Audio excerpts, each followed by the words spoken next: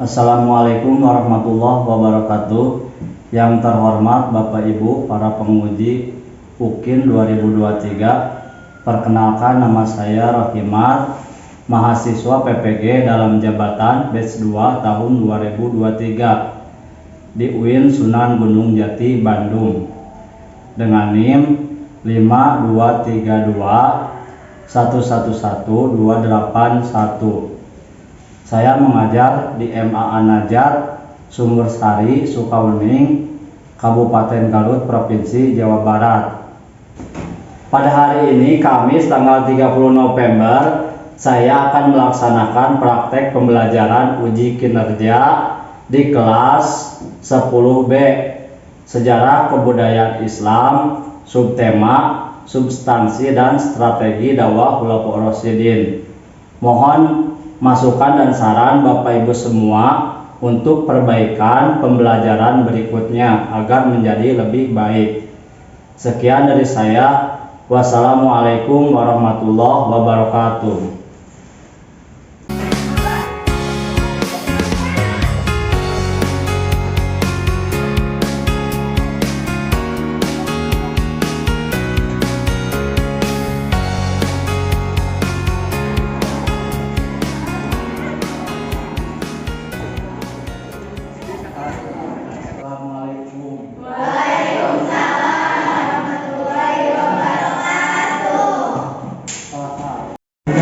Baik anak-anak, supaya kita lebih semangat belajarnya, sebelum belajar mari kita menyanyikan lagu nasional dulu ya. Silakan berdiri.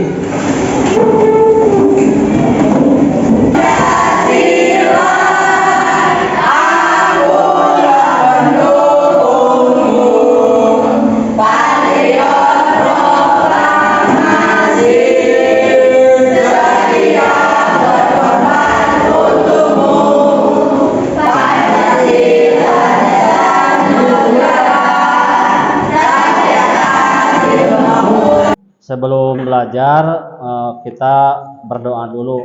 Silakan dipimpin oleh KM. Mana KM-nya? Sok, mulai.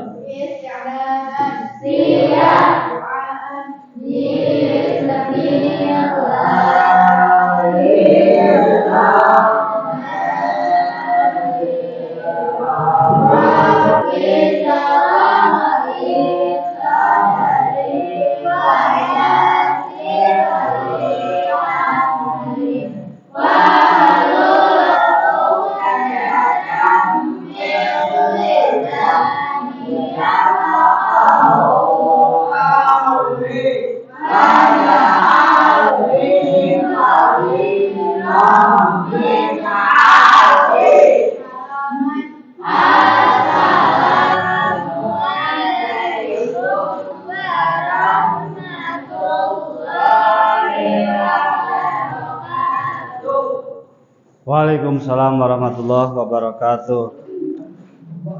Nah, sebelum belajar, siapa yang tidak hadir hari ini? Hadir. Terus?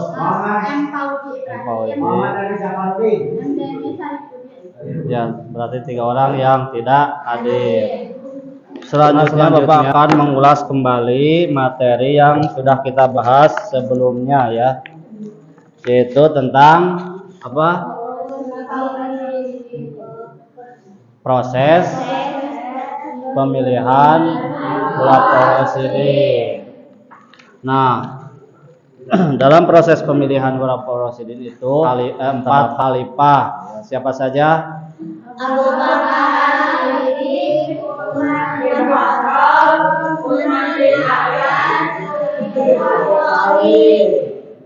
terus sebutkan tugas-tugas para khalifah tersebut. Apa saja tugas-tugasnya?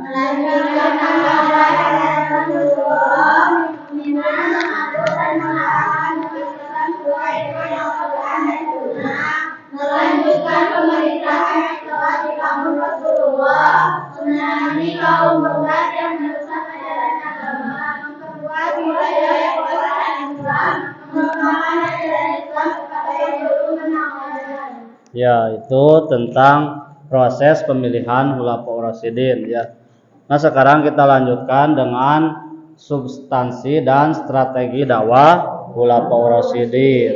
Nah, di dalam strategi ini akan dibahas tentang masalah-masalah yang terjadi di setiap pemerintahan Khulafaur Rasyidin, baik itu Abu Bakar sampai Ali bin Abi Thalib.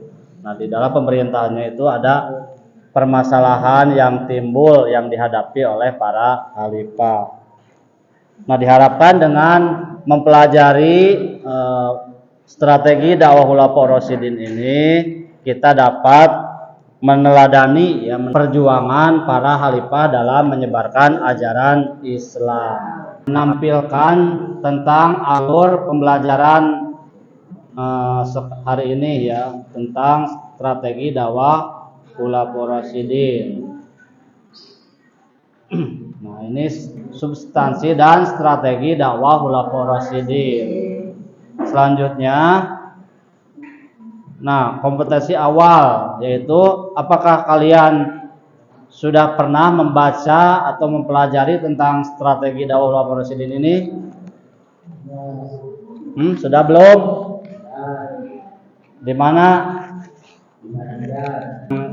Sekolahnya dari MTS mungkin sudah pernah belajar tentang strategi dakwah Khulafaur Rasyidin, atau kalian membacanya dari internet atau dari buku ya. Tujuan dalam mempelajari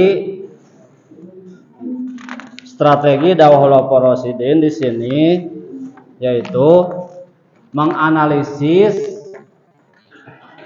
substansi dan strategi dakwah Khulafaur Rasyidin sebagai upaya menanamkan sikap kepemimpinan, tanggung jawab, dan disiplin. Nah, yang selanjutnya penguatan profil pelajar Pancasila dan profil rahmatan lil alamin. Nah, poin pada profil pelajar Pancasila yaitu beriman, bertakwa kepada Tuhan yang Maha Esa dan berakhlak mulia. Kemudian selanjutnya pertanyaan pemantik, yaitu yang pertama, apa yang melatar belakangi dilakukannya kuantifikasi atau pembukuan Al-Quran. Yang kedua yaitu apa yang dimaksud Futuhat Al-Islamiyah. Selanjutnya materi yaitu mengidentifikasi permasalahan yang terjadi pada masa Khulafaur Rasyidin ya. Nah, kemudian setelah kalian mengidentifikasi apa saja strategi yang dilakukan oleh para khalifah tersebut, yang selanjutnya mari kita simak tentang permasalahan yang timbul pada masa Khulafaur Rasyidin. Ini kita akan membahas perang Riddah atau perang melawan kemurtadan. Perang Riddah adalah serangkaian kampanye militer melawan pemberontakan beberapa suku Arab yang terjadi pasca wafatnya Rasulullah SAW. Peristiwa ini terjadi pada masa Khalifah Abu Bakar As-Siddiq yang berlangsung selama kurang lebih 1 tahun antara 632 hingga 633 Masehi atau bertepatan 11 hingga 12 Hijriah. Gerakan murtad ini dipicu oleh banyak kabilah dan didukung oleh orang-orang munafik serta orang-orang kafir, bahkan disokong pula oleh Kekaisaran Persia dan Romawi. Ketika berita itu sampai kepada Khalifah Abu Bakar As-Siddiq, beliau merespon dengan keras, yaitu dengan mengambil jalur militer. Abu Bakar sangat memahami hakikat kemurtadan tersebut, sehingga Abu Bakar yang terkenal lembut memandang penanganannya harus dengan tegas dan keras. Sempat terjadi perbedaan pendapat antara Umar bin Khattab dengan Khalifah Abu Bakar As-Siddiq dalam mengatasi gerakan murtad dari golongan kaum yang menolak membayar zakat. Umar mengusulkan agar mengampuni mereka yang enggan membayar zakat, sebab masih menjalankan kewajiban lain yaitu sholat. Namun, Khalifah Abu Bakar dengan tegas mengatakan bahwa siapa saja yang tidak mau membayar zakat sama dengan memutuskan Islam, sebab zakat merupakan pilar penting dalam Islam. Kemurtadan diakibatkan karena lemahnya iman dalam hati setiap kabilah Arab. Mereka hanya berlindung dengan keimanan, tetapi belum pernah merasakan kenikmatannya. Mereka menunjukkan ketidaksetiaannya terhadap Islam, sebagaimana kaum munafik pada saat perang Uhud dan Tabuk. Gerakan murtad menyebar hingga Jazirah Arab, kecuali penduduk Madinah. Sedangkan ke Syam, Abu Bakar mengirim 4 pasukan, di antaranya pasukan Ubaidah bin Jarrah, pasukan Yazid bin Abu Sufyan, pasukan Surahbil bin Hasan, dan pasukan Amr bin Aus. Dalam ekspedisi di Syam, pasukan Islam mendapat perlawanan sengit dari pasukan Abu Zaid. Setelah kalian mengamati video tadi, ya, Bapak akan membuat kelompok, ya, akan membuat kelompok dulu menjadi 4 kelompok, ya. Coba langsung aja kita bagi sekarang kelompoknya. Nah, setelah kelompok dibagi, Bapak akan membagikan LKPD untuk melakukan diskusi dari video yang sudah ditayangkan, ya. Masing-masing 1 untuk setiap kelompok. Jika ada yang tidak mengerti boleh ditanyakan, silahkan. Sudah mengerti? Ya, silakan untuk mulai berdiskusi, ya. Hasil diskusinya dicatat di dalam LKPD. Nah, setelah kalian selesai mengisi LKPD atau diskusi tentang permasalahan yang tadi ada di video, sekarang silakan dituangkan dalam, ya, membuat poster. Silakan bahan-bahannya yang sudah disiapkan, silakan untuk kerjakan, ya, posternya, pembuatan posternya silakan. Apa?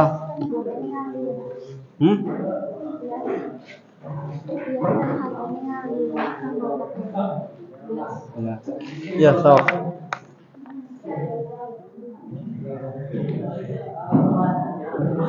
Tinggal mana? Ya, sok. Mana ini sudah sampai mana? Silakan dilanjutkan ini. Sini. Sok.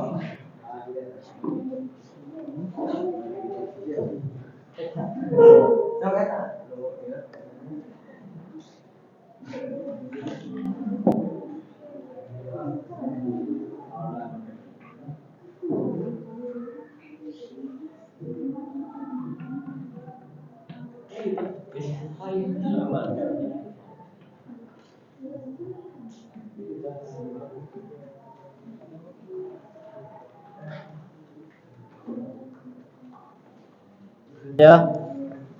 Nah, setelah kalian sudah menyelesaikan poster, ya, tentang Khulafaur Rasyidin, nah di sini kita akan melakukan aktivitas marketplace, ya, atau metode pembelajaran, yaitu tentang kegiatan pasar atau melakukan aktivitas jual beli informasi. Ada yang ditanyakan? Nah, jadi kalian tiap kelompok, misalnya kelompok 1 berkunjung ke kelompok lain, membeli informasi tentang poster yang sudah dibuat oleh kelompok 2. Nah, begitu juga kelompok 2 mencari atau membeli informasi dari kelompok lain yang sudah selesai membuat poster. Bisa dipahami? Nah, siapkan catatannya untuk berkunjung ke tiap kelompok untuk membeli informasi. Silakan dimulai dari sekarang, silakan. 1 orang bersiaga di tempat kelompok masing-masing. Silakan.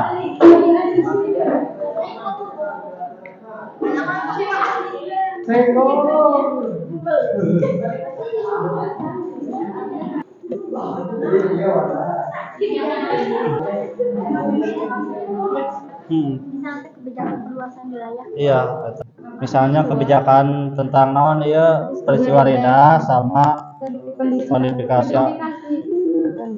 Al-Qur'an. Sok catatkeun di dieu dina LKPD. Catat. Mendirikan Baitul Mal sareng membangun lembaga Selanjutnya bacakan hasil transaksi kalian, ya. dibacakan oleh tiap kelompok. Munculnya peran yang menimbulkan banyak korban termasuk pada penghafal Al-Quran. Kenyataan ini sangat mengkhawatirkan dan mengkhawatirkan. Oleh karena itu, peran untuk mengumpulkan kepada Bapak untuk mengumpulkan kelanjutan Al-Quran menjadi satu. Tanpa kemudian menunjuk saya untuk menginginkan ayat-ayat Al-Quran. Waalaikumsalam warahmatullahi wabarakatuh. Silakan selanjutnya kelompok sok. Ya. Waalaikumsalam warahmatullahi wabarakatuh. Saya perwakilan dari kelompok 1 ingin mempresentasikan tentang kebijakan Umar bin Khattab. 1. Mendirikan Baitul Mal. Umar bin Khattab mengeluarkan kebijakan agar pendapatan yang menjadi kas negara dikelola dengan terencana dan terarah. Lembaga Baitul Mal yang telah dicetuskan pada masa Rasulullah menjadi institusi yang memiliki peran penting pada masanya dalam rangka mengelola tata kelola keuangan negara. Fungsi Baitul Mal adalah untuk menyimpan kekayaan negara seperti zakat, fai, rikaz, pinjaman, dan lain sebagainya. 2. Al-Fatuhat Al-Islamiyah adalah zaman hidup Khalifah Umar bin Khattab mencanangkan suatu kebijakan yang berkaitan dengan bidang pemerintahan, yakni memperluas wilayah Islam di bawah kepemimpinan beliau. Pasukan Islam berhasil merebut Persia, kini dikenal sebagai Iran, Irak, Palestina, Suriah, bahkan merambat ke negara. Dia juga mendirikan pos-pos militer di tempat-tempat strategis. Sekian presentasi dari saya. Wassalamualaikum warahmatullahi wabarakatuh. Waalaikumsalam warahmatullahi wabarakatuh. Silakan kelompok selanjutnya. Assalamualaikum warahmatullahi wabarakatuh. Waalaikumsalam. Saya perwakilan dari kelompok 3, akan tetapi pejabat-pejabat tersebut ternyata banyak yang dari keluarga Khalifah Utsman bin Affan, Bani Umayyah. Akibatnya, makin banyak kalangan Bani Umayyah yang tidak menyukai Ali bin Abi Thalib, hingga terjadinya peperangan seperti Perang Jamal dan Perang Siffin. Sekian presentasi dari kelompok kami. Wassalamualaikum warahmatullahi wabarakatuh. Waalaikumsalam. Silakan terakhir kelompok 4. Silakan nama saya Muhammad Salamet, perwakilan dari kelompok 4. Ingin mempresentasikan terbentuknya Angkatan Laut bisa merupakan kelanjutan dari ekspedisi perluasan wilayah Khalifah Islam ke daerah-daerah koloni kerajaan Hijaz-Tium. Adapun pendekatan yang digunakan dalam penelitian. Kemudian selanjutnya Bapak akan memberikan tes tulis ya, isi ya dengan cara mencakra yang benarnya dicakra. Silakan. Nama kelasnya jangan lupa dicantumkan. Silakan kerjakan, Bapak kasih waktu 5 menit ya. Sudah selesai? Sudah. Ya, kalau sudah kumpulkan ya. Nah, untuk selanjutnya simpulkan hasil belajar hari ini. Apa yang kalian dapatkan? Apakah belajarnya menyenangkan? Terus mudah dipahami? Menyenangkan. Terus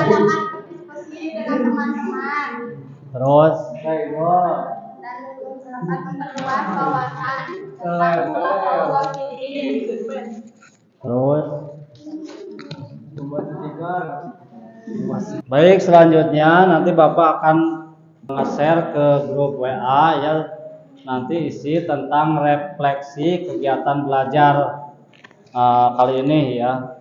Nanti ada pertanyaan apa yang kalian dapatkan tentang belajar strategi dakwah Khulafaur Rasyidin, kemudian apa yang kurang dalam proses pembelajaran dengan model seperti yang sekarang laksanakan. Nanti ada ya, nanti Bapak share ke Google Form. Setelah kita selesai pelajaran hari ini ya, nanti kita akan lanjut ke pelajaran berikutnya. Nah, mudah-mudahan ada hasilnya dari belajar sekarang ini, ada yang menerap ya di dalam ingatan kalian sehingga bisa dilaksanakan dalam kehidupan sehari-hari di rumah ataupun di sekolah. Untuk sekarang dicukupkan sekian. Assalamualaikum warahmatullahi wabarakatuh.